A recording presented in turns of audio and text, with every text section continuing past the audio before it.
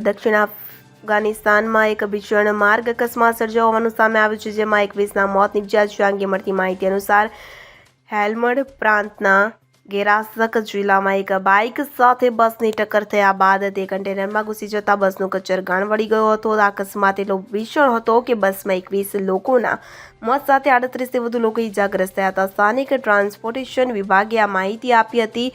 હેલ્મંડથી સંચાલિત વિભાગે એક નિવેદન જાહેર કરતા જણાવ્યું હતું કે આ માર્ગ અકસ્માત રવિવારે સવારે દક્ષિણ કંધાર અને પશ્ચિમ હેરાન પ્રાંત વચ્ચે મુખ્ય હાઈવે હેલ્મંડ પ્રાંતના ગેરાસક જિલ્લામાં સર્જાયો હતો.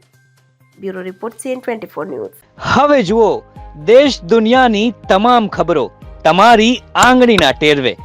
ઉઠાવો મોબાઈલ અને Google Play Store પરથી ડાઉનલોડ કરો અમારી CN24 ન્યૂઝ મોબાઈલ એપ.